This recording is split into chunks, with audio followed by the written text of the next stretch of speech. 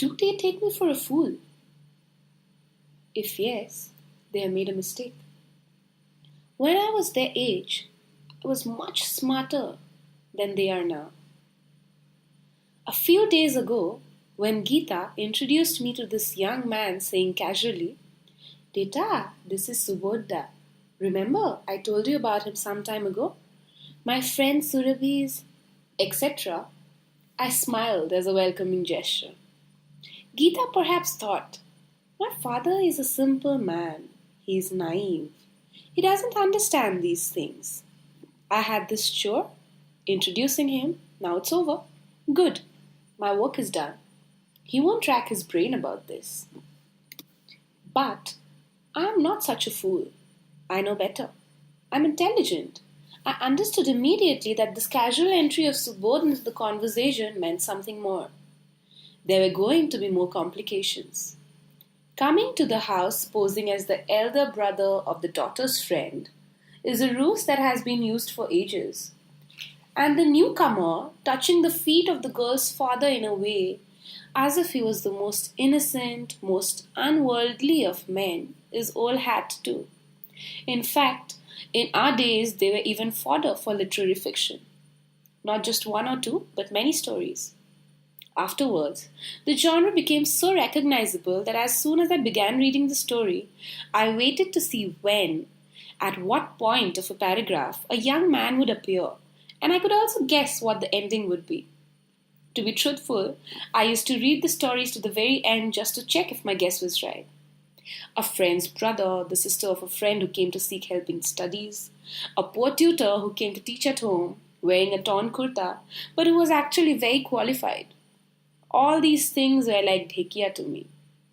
A vegetable nobody liked much or bothered to plant in the kitchen garden, but which grew anyway, and sometimes entered the kitchen along with the more favored spinach, baburi, or dhania.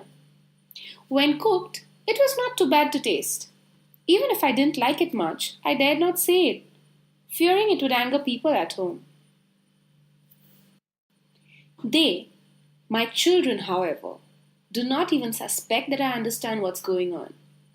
Geeta said, Devta, this is Subodha, in as nonchalant and casual a tone as telling me, see, this is the warm coat I had ordered for you. As if I wouldn't have any comment to make, be it the warm coat or Subodh. I have to admit, though, that even if Geeta brought for me a coat which had a front with stripes like a zebra's skin and the back like a leopard's, and the coat even spotted buttons with angels' images on them, I won't have protested. Instead, I would have said, it's all right. What does it matter?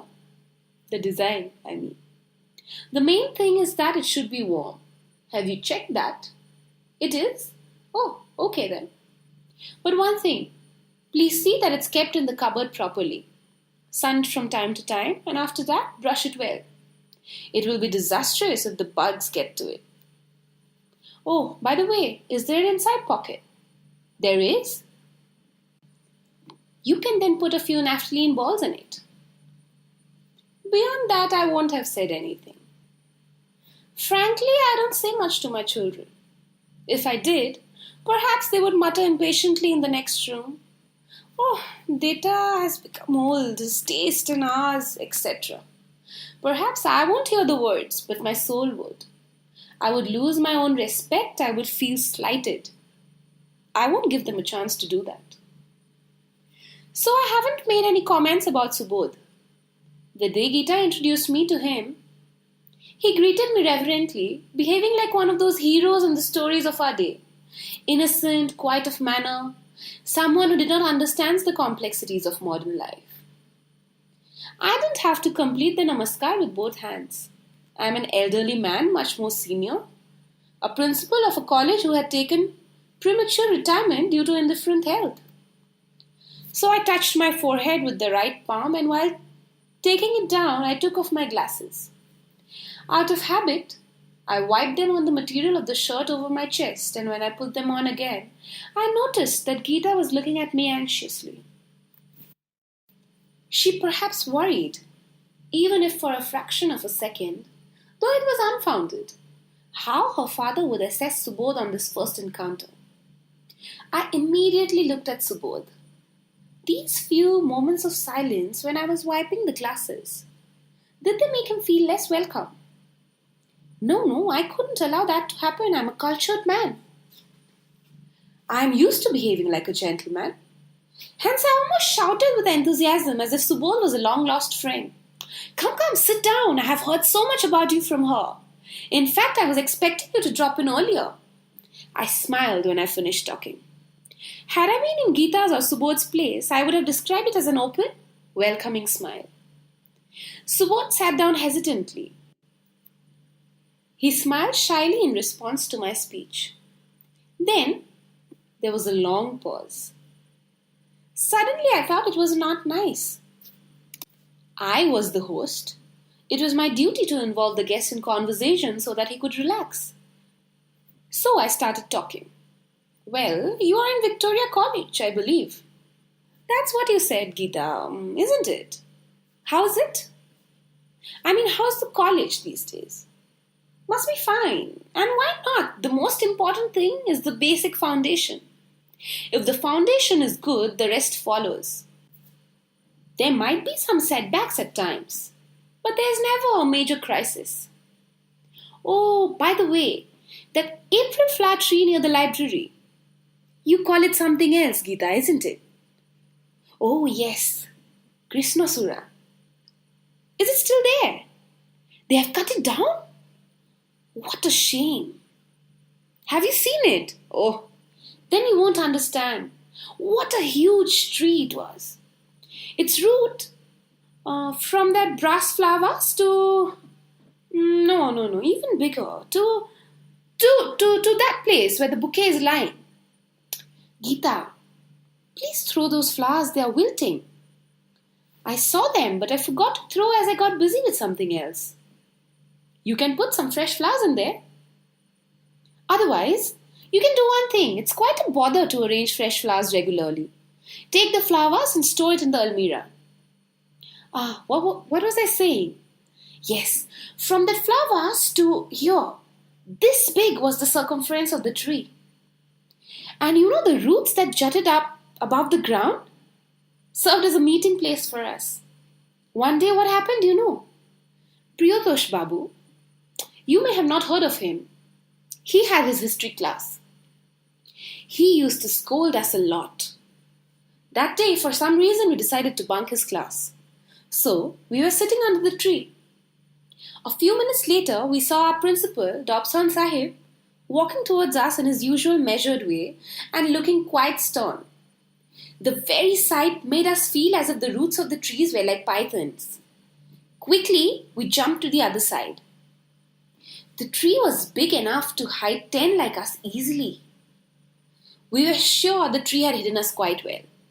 Anyway, the next class was economics. The professor had just finished the roll call when a peon entered the classroom bearing a piece of paper. It had names of all of us. The principal had summoned us. Do you understand? I was a principal too. But let alone remembering the names of the students, if someone had asked me how many students were in the college, I would have had to send for the head clerk. Afterwards, I described Priyatosh Babu in great detail to Subodh. What a pair of moustache! What an impressive voice! And those bright eyes and his knowledge. Meanwhile, other topics came up. How Vice Principal Levin tried to make the boys go to the church. How Niboran Babu resigned during the Swadeshi movement, refusing to work under a white sahib. And in between, there were glimpses of my personal life during my college days. I had only 2 dhutis. I washed one on Wednesdays, the other on Sundays. I wanted to share how the soles of my feet, pockmarked by insects, while walking barefoot on the courtyard of my village home, got better and became smooth once the college reopened. I was about to start when I met Geeta's gaze and stopped. Having gone out with the bouquet of wilting flowers, she had returned while I was talking about Niboran Babu and hovered around for some time. Now she was standing at the doorstep again. So, not continuing with the sentence I intended for Subodh, I tried to read the message in her eyes. Was I talking too much and boring him? Was Geeta deliberately looking at her wristwatch? I was well aware of the trick of suddenly looking at a watch to end the boring conversation or make a guest leave early. Was Geeta trying the same trick on me, taking me for a fool? No, I couldn't let that happen. Honestly, I had not even given a long lecture. But Geeta entered the room twice. She idled about and checked her watch repeatedly. Was she going to tell Subodh afterwards? Devta has become quite a bore these days. What an insult! No, I couldn't allow it. So I quickly said, By the way, Geeta, have you made tea for him? Yes, everything is ready. I was just waiting to pour the tea, she replied. Oh, why didn't you tell me before? I almost shouted. I thought you'd be busy making the arrangements and he would be bored sitting here alone. That's why. Go, my son, go to the other room. You can have tea and talk to her too. Me? Don't worry. I drink many cups of tea during the day anyway. To tell you the truth, I cringed inside. In a bid to avoid getting into a long conversation again, I said goodbye prematurely, saying, Please drop in whenever you find time. Perhaps I should have said, Think of it as your home, or something to that effect, but I was not sure if one says these things on a first visit by a young man, and so stopped short. Subodh followed Geeta out of the room. I looked at the watch. I checked the time. At what time had I started talking with Subodh? What a shame! I detest becoming a bore. From the time I was young? No. Even from before that, when we settled down in this town, our gang found great pleasure in discussing the old fuddy-duddies who kept discussing something or the other endlessly and bored everyone to death. We imitated the way they talked, their tone, the way they walked, even their physical quirks to add flavor to our afternoon meets. We were witty. Sadananda could exactly mimic Pratap Mozadar, the head and land tax collector for a group of villages. Girin Guhai would say, Go, I won't keep you waiting. But even after that, he would continue for another 2 to 3 hours. Our friend Kamalapati tried the same trick on us sometimes for fun. As for myself, I faced quite a problem. Ghana Burha, the old man, had his house a few paces from mine. The armchair on the veranda in front of his house, and he himself were inseparable entities. Sometimes when I had to attend to some urgent work, I would look apprehensively at the veranda. If by luck I couldn't see the old man there, I would look at the black spot on the cloth on the chair to reassure myself all over again. Thank God. The black round was not the old man's head, only the oil-stained spot left by his head on the cloth. Then I would hurry to cross the compound of his house. There was a row of 10 shrubs in front of the house. They were thick with leaves, so whenever anyone passed, Ghana Burha could see him through one gap between the shrubs, and the person would disappear from his view to appear once again. If he saw someone appearing in the gap between the first 2 shrubs, he would sit up. Depending on the sharpness of the sunlight, he would recognize the person in the second, third, or fourth gap and then would call him. Often, I would walk on the other side of the road staring at the walls of the houses as if there was some painting exhibition and count. 1 gap gone, good. 2 gone, saved. The 3rd. Hello there. Isn't it our Niren? Yes, Bodhita. Come here for a moment. Actually, Bodhita, I was going to the bazaar. A guest has come and... Oh, you can go a little later.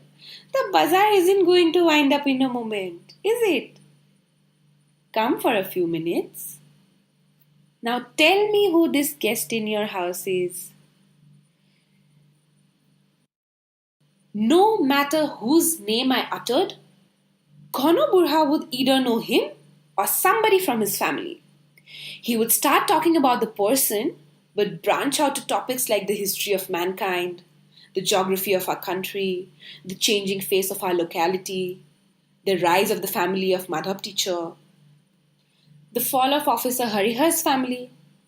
And by the time he dropped me to the gate while checking if the lock was in place, I would lose the wish to visit the market. And by the time he finished the second lot of the discussion standing by the gate, the bazaar would have actually wound up. Disgusted and irritated, my only desire at that moment would be to lie down on the bed and go to sleep. And me, the same man, now being tedious by talking incessantly.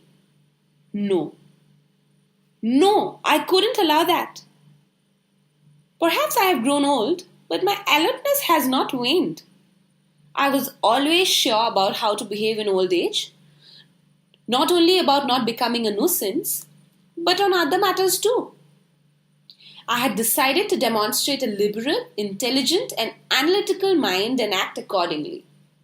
I had even told my wife, listen, when we grow old, we won't behave like the typical old couples.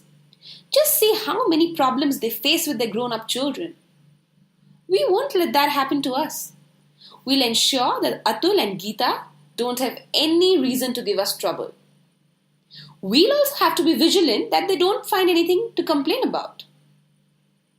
If we ever think that they think of us as a burden, we'll collect all the money and go away somewhere, or somehow arrange for both of us to die. My wife, however, was exactly my opposite. She was innocent in many ways. Because I was a professor in a college and perhaps some mischievous classmate had asked her to, she addressed me as Sir after we got married. I almost lost my breath laughing at her foolishness. And when I recall it now, I can't help smiling. When I talked of dying, she uttered something in the effect of, "No, you shouldn't say such things." I followed it up, arguing, "Why not? Why shouldn't I? Do you think we'll sit around like guards and one day our children would say, 'We can manage, we don't need chowkidars,' practically brushing us off? And we, the old parents, would stick around like loyal watchmen who are too attached to the house to leave? No, I won't let that happen. Rather, we'll continue like any other couple. If they ask for help or advice, we'll give them that. When they themselves say that they need chowkidars, we'll oblige. I can't see myself ordering them. You don't have to watch a football match now. Go do some math. Or, you brought a pair of shoes just the other day. Why do you need another one so soon? Or, come here, Geeta. The spot on my scalp is itching. Can you pluck a few grey hair from here? Etc.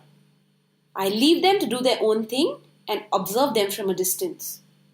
Do you remember the parrot in my aunt's place in the village? The door to his cage was always kept open. It flew out in the morning, but always returned in the evening. Do you remember how it sat on my aunt's shoulder and picked on her scalp as her eyes closed? Do you know why that was possible? Breed. The bird was of a good breed. That's why. So, if they are my children, they have to be good. Geeta will herself volunteer. Dita, so many of your hair are grey. Wait, I'll pluck them all today. After an hour or so, I would tell her, okay, stop it for today. My neck is paining after keeping it on one side for so long. And she'll say, wait a bit more, I'm almost done. Let me finish this side today, I'll do the other side tomorrow. I would know protesting would be useless and would close my eyes. I remember that when I was telling my wife all these things, I had felt a sense of pure joy and anticipation, and my eyes had moistened. After some time, tears had gathered in the corners of my eyes too. I had wiped them off with my palms. But then I realized that my lecture was too stern for my wife. So to get out of that highly emotional phase, I changed to a lighter subject. You know what problem I had when I was young? My mind would fly like a bird when I heard my friends shouting and having fun while playing bhotaguti, cross legs, under the kodam tree near the prayer hall, the namghar.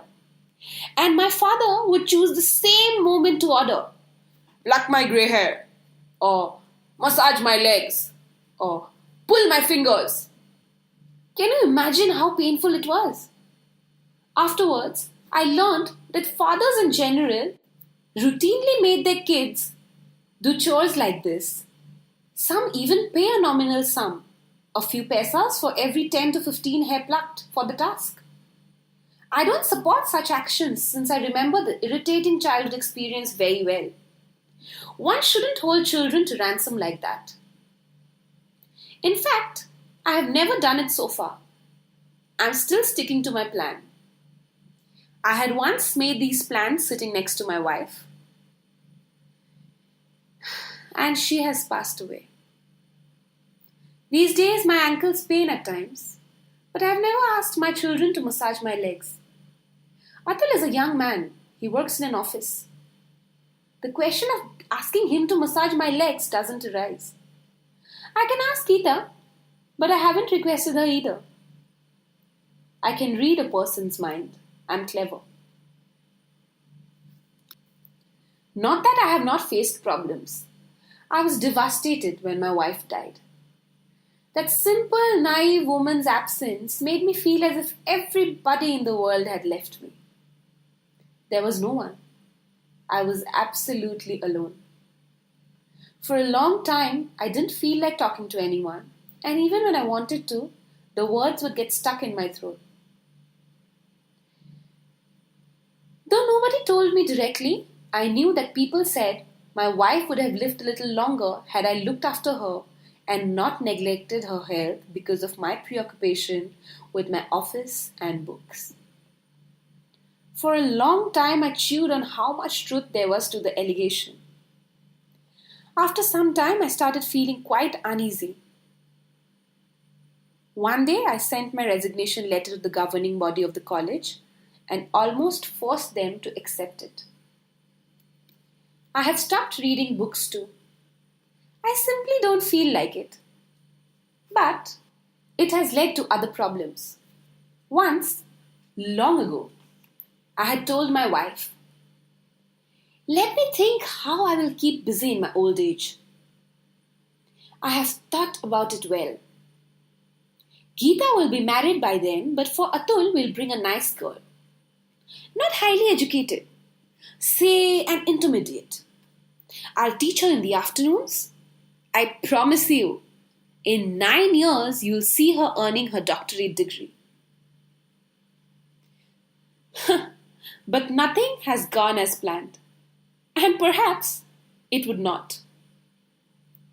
I see no hope of getting her married or bringing a nice girl happening in the near future. I have realized this after observing Geeta and Atul. I understand. I understand everything. But they do not realize that I do. They think I am naive. But I feel sorry for them. Sorry for their foolishness. See, Subodh comes to meet Geeta.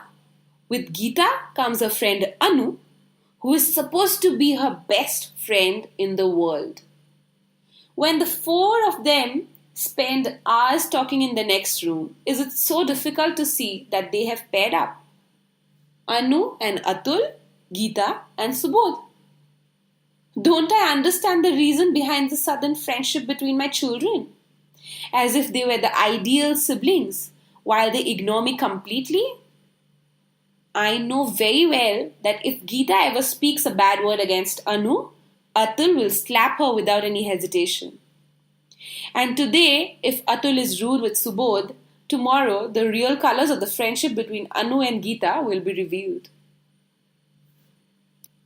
But I don't interfere. It is said that for ages, foolish parents have stood in the way of the relationships of their children, creating umpteen heartaches and have been cursed by their own words. I don't want to be one of them.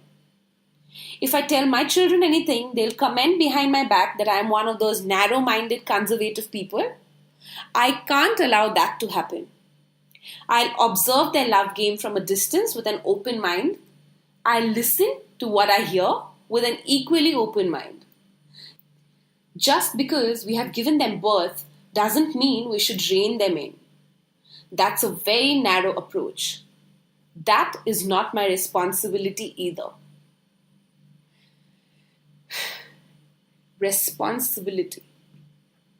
When I think of that word, I can feel something stirring in some corner of my heart and an excruciating pain. Had my wife been alive, she would have sat next to me on a chair. I forgot. She was a devoted wife in the old sense. She would have sat on a low murha beside my high chair and perhaps have reminded me of my responsibility as a parent, looking for a good boy for Geeta and searching for a nice girl for Atul.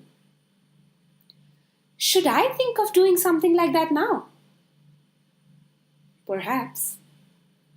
But I'm not sure of anything these days. I keep debating inwardly about these matters and feel a pain in my chest. The days are dragging on. The intimate talk, the whisperings in the next room between the pairs are getting more intense. And I feel more lonely, helpless, and mentally weaker by the day. I often feel like saying, "Come Geeta, come here for a moment." Or, "Listen, Atul." But I don't call them.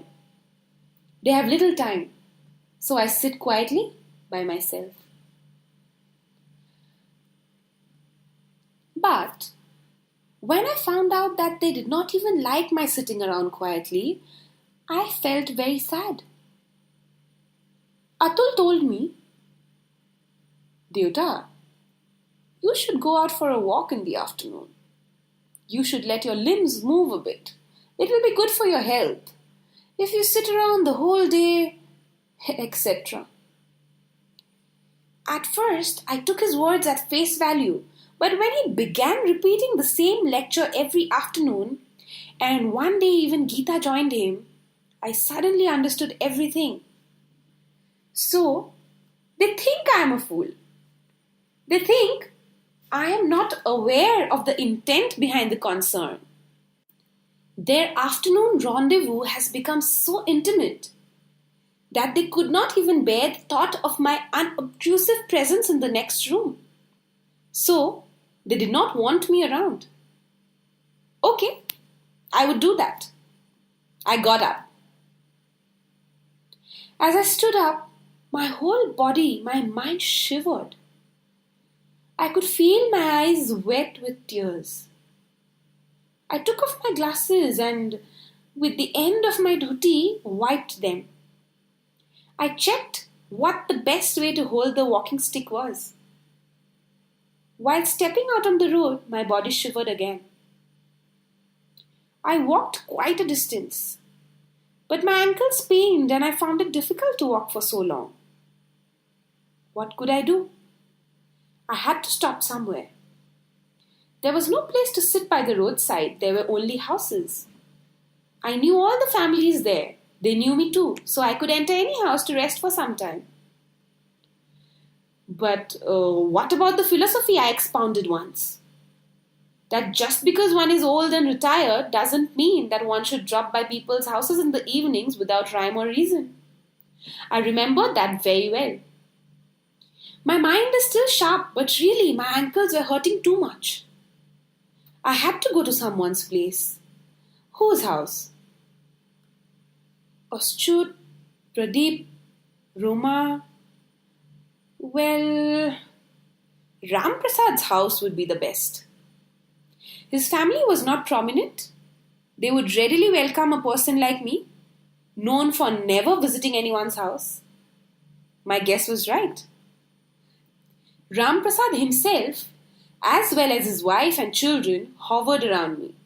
Tea? No. Fresh lime juice? No. Not necessary in the evening. A glass of water would do. I felt very good after drinking the water. I felt like talking with them. Whenever I met people, they praised my late wife. Anticipating that, I started on a different topic. The water supply problem in our town, the well nearby into which a horse had slipped once, the uses of the hair on a horse's tail, etc. About many other things, I talked for a long time.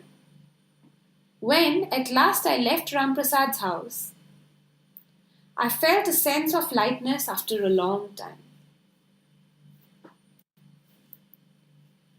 The next day too, I stepped into Ram Prasad's house, and the day after. Later, I found that Ram Prasad was not at home sometimes. Sometimes his wife was in the kitchen, the son was often out playing or went with his friends or to the bazaar. Eventually, I came to know that Ram Prasad had started coming home late. His children had exams and so they had to study in the evening, and Ram Prasad's wife had lots of household chores. So, standing at the gate of their house, I tried to think, where else could I go? Oschut's house. He respected me a lot. Yes, it was a good idea. Pradeep was a nice person too. Roma was not bad either. So I went to their homes too, and to many more houses. Meanwhile, a very happy incident happened. Though I was determined not to, I actually went to a meeting. When the president invited, "Would anybody from the audience like to speak?" I stood up. After a long time, I stood to give a lecture. I found a new energy in me. So I spoke. I told them about many things and noticed that people were discussing what I was saying among themselves. There was a sound from the rear, like the one that comes from a beehive. Some people left the meeting, probably to discuss my discourses a little away from the venue so as not to disturb the others. After the meeting, some people even praised me for the long lecture. So I decided to go to meetings from then on. And I'm actually doing that. Meanwhile, a mishap has happened. I heard that Subodh and Anu got married. Beyond that, I didn't know anything.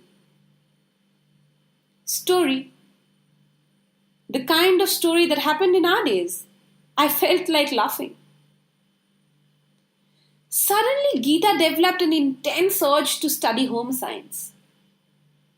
I understood everything. She was suffering from heartache. She was trying to run away. The same kind of story like in our days. The day Geeta left for the course, I felt my heart breaking. Tears streamed down my eyes. Atul has become pale and morose. He doesn't look straight into my eyes these days. I observe him with all my senses concentrated in the effort. I cannot have enough of looking at his drawn face. One day, I heard from my niece that the club in my house, that is, the family's reputation, has become the subject of gossip in the locality, and that she was feeling very hurt about it. Slander? But what is there to gossip about? These wastrels talk because they don't have anything else to do. But I wonder too. These days, people do not approach me, and even on the streets they try to avoid me. Is it because of the gossip about our family? No, I can't let that happen. My family is a respectable one. My house is home to an extremely intelligent man. Independent-minded people live here. Well, I would do one thing. I would meet everyone, talk to them, and try to assess their attitude towards me. If I find that they do not think much of us, I would indirectly tell them about my philosophy of life. But it is so hard to find anyone in the houses I visit. I have tried in the mornings, in the afternoons, even in the evenings, but whoever I look for seems to be absent. All of them seem to have gone somewhere. This information is always given by the young children in the houses. These days, my ankles hurt more and more. So I sit on the armchair in the veranda in front of the house as far as possible.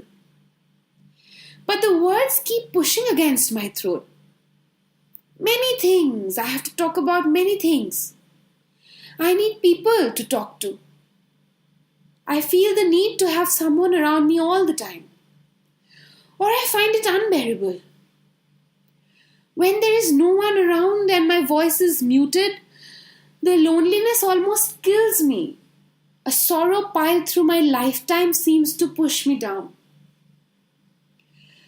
I need someone. Oh, good. I can see someone there.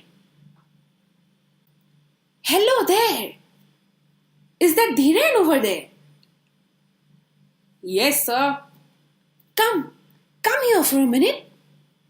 Sir, actually I was going to the bazaar. We have a guest visiting and... Oh, you can go a little later. The bazaar isn't going to wind up in a moment, is it? Come for a few minutes. Now tell me, who is this guest in your house? You were listening to Eclipse by Dr. Bhabendranath. It was translated and edited by Ranjita Biswa for the HarperCollins Book of Assamese Stories titled As the River Flows. Hey guys, thank you so much for listening. Sounds of Stories, SoS, is an initiative to preserve the gems of Assamese literature. Though great stories have been published, read and loved, rarely does one make it to any digital platform. So this initiative also aims to introduce the younger Assamese generation to their roots. I'll be narrating a story every weekend in Assamese or an English translated version. I'm trying my best to save these beautiful pieces of literature, one story at a time. So do leave a comment down below about what you think about this initiative. I need all the support, so please like, share and subscribe to the channel. Would you like me to narrate a certain story? All suggestions are welcome. Do let me know what else can be done. Until next time, keep reading. Be happy.